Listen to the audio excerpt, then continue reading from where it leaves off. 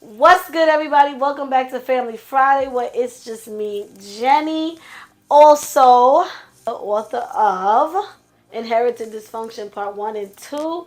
And I'm here with my boy, Carl the Motivator. Welcome. Thank you. It's good to be here. It's good to be here as well.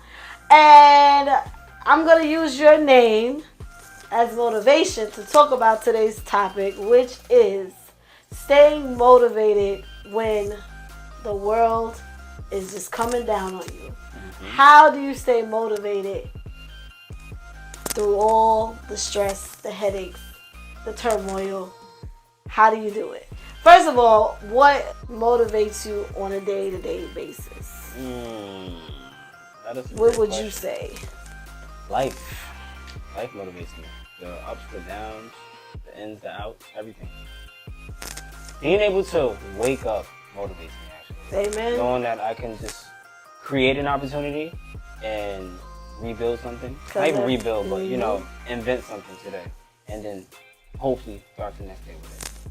Because every day is a new day. Exactly. I think people don't really think about that. First of all, a lot of people, myself included, a lot of us, we just wake up. My father always say, what woke you up? And everybody says the alarm clock. He's like, no, God woke you up. And you need to thank him for waking you up every day. And I feel like I don't always do it. I try to remember to do it.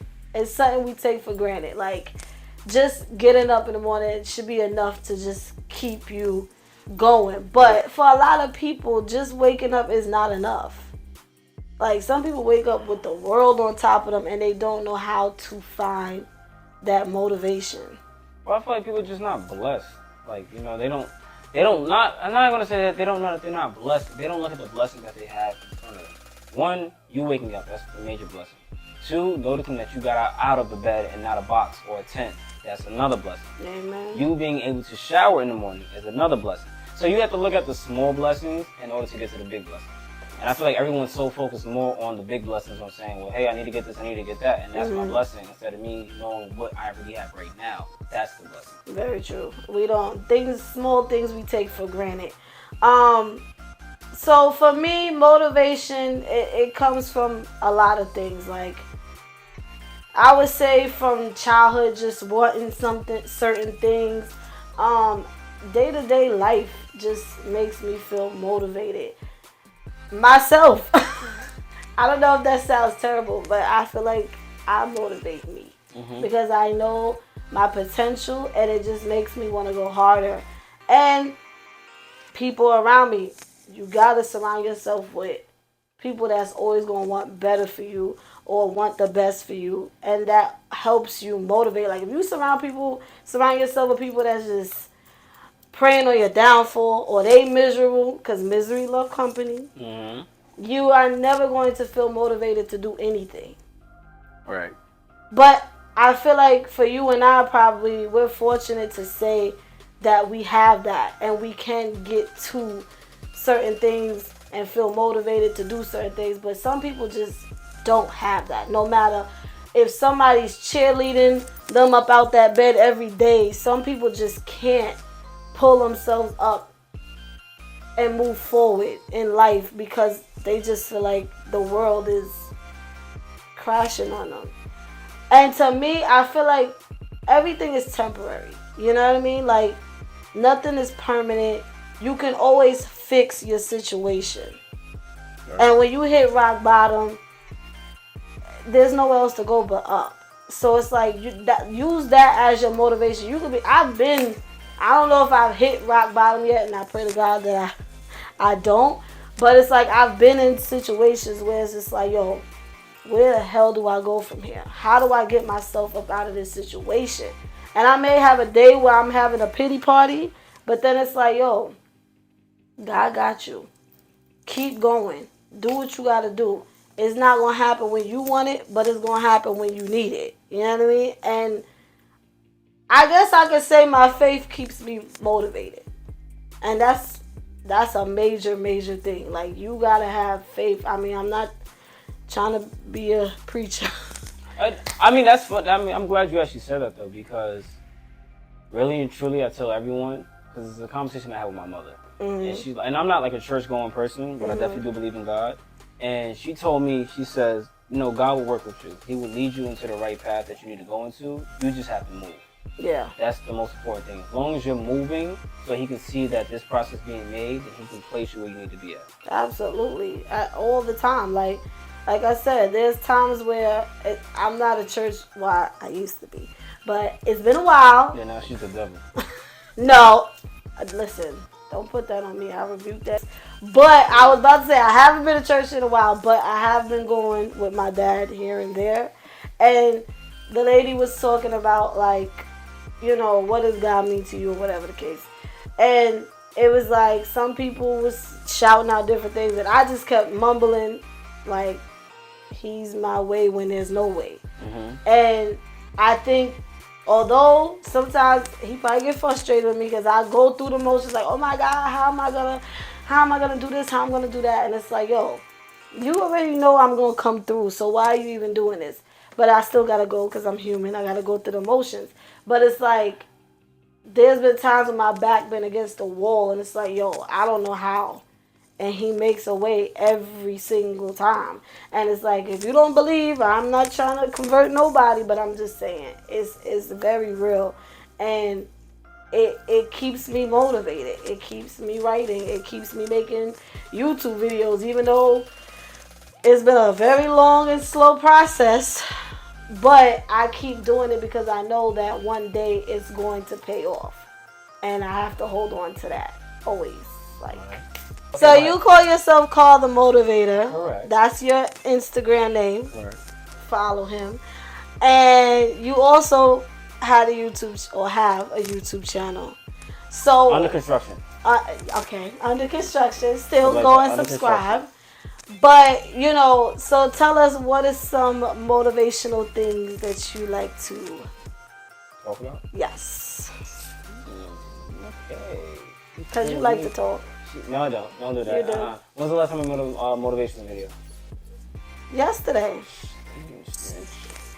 I support because I want you to do more every day. Yeah, I know. You actually told me that. Yeah. I always love to talk about being consistent because I feel like that's so true. The more consistent you are with things, the better you become with it. But I feel people don't understand what the word consistency means. Okay. And I feel like people think that when you're consistent, you're just being consistent on your good days and not your bad days. And people have to remember that, again, you have to be consistent on your bad days, right? On your bad days. I could say that's one thing for sure. Another thing is just to, again, keep going. Like, no matter where you're at in life, don't worry about your downfalls. Don't worry about where you're at. Don't worry about where you're at right now, but just worry about where you're gonna get to. And the more you focus on that, the further you'll go. You know what I'm saying? So I always encourage everyone to just be yourself, be very authentic, be true to you. Whatever you feel is right for you, go with that, and most importantly, stick with your gut. But show up every day. Show up every day and take it one day at a time. Okay, I know you say that a lot. One day at a time, and that's true. It's not. It's a marathon. It's not. Everything doesn't happen overnight, and although things don't come to you right when you want it, just let your faith and your goals be your motivation that one day it's going to pay off. Like I said, I do check for your videos. I do. I watch. Every now and then, I'm temporarily But what? All right. So what made you want to start motivational speaking? So one for such a young man. Now she wants to bring the young shit in. See what I'm talking about? I'm just saying because old heads always want to bring the young shit in. I don't get that, but it's whatever. It's whatever. But no, for real though. One, I say it dealt with my maturity. A lot of people, because when I was in high school, a lot of people always said I was mature. I was way mature than my age. And during the time when I was in high school, I was taking a public speaking class. Now, before I was taking public speaking, I was very shy. I didn't really know how to speak to people. I didn't want to be in front of a big crowd. Who knew? After taking that class, it helped me, face my fears and be more so with people and, communicating with them.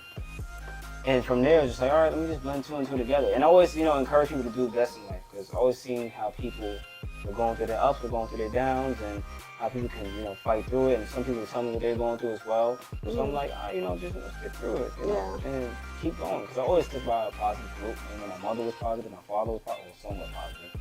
But I stuck around a positive group that always encouraged me to go further in life. Yeah. So I always want everyone else to go further in their life. I love that. That's a big thing. I'm telling you, like, people don't understand surrounding yourself with positive people will take you places that you can't even imagine. But like, if you surround yourself with vultures and people just trying to constantly tear you down and they're miserable, so they want to make your life miserable, you are going to stay in this mindset of not being good enough. It's not going to happen for me. It's never going to be my turn. Like, them type of people, you got to separate yourself from them type of people because you start to believe the negativity. And unfortunately, it's sad because sometimes those people be your own family. It be your friends. And it's like, when it's your family, it's like, God damn, like, my own parents. Because some people's parents really be like, putting their kids down, like, oh, please, you ain't gonna, you ain't gonna amount to shit just like your daddy, that whole, and it's like, you don't know how that just tears away at your child's confidence, and then they grow up believing those things that you instilled in them, like, I'm never gonna be shit, I'm not gonna be this, I'm just gonna end up on the streets and this, that, third, and you start to believe that. And it's like, how the hell do you overcome that and know, like, just because they're saying it, it doesn't matter. I'm still going to push forward and do what I need to do to be a better me. Well, one thing I'm going to say is this. Like, when you do have toxic people within, like, your environment, I feel like there's a blessing and there's a curse with that. Mm-hmm. The blessing is, and this is just from my standpoint, that it'll, keep you humble. Yeah.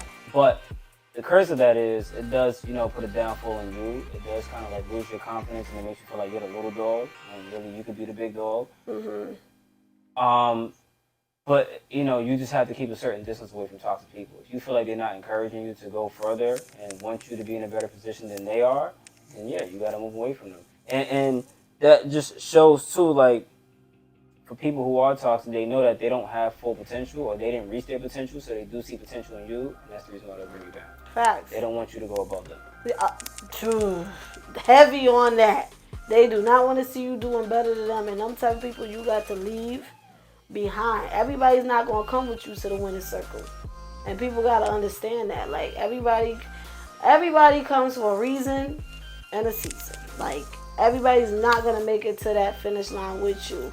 And that's just the reality of it. Like, everybody is not really rooting for you the way they may portray themselves or whatever the case have you. And you gotta, I feel like life experiences teaches you how to wean those people out of your life. Like, you start to see it, like, all right, you moving kind of funny, or you this. You don't really see it, in the beginning, but as you get older, you start to see things for what it is. It's like, yeah, you're not gonna be in my life for a long time. But let's clarify though, people that are not made for you, or people that won't go further with you, doesn't mean that they're toxic. It just means that you guys are on two different levels. Yeah, like, you think different from them. You're on two different paths, and that's cool. Like, yeah, let's be clear. Like, that doesn't necessarily make them a bad person. That's just not somebody that's supposed to take this journey with you, and that's just the reality of it.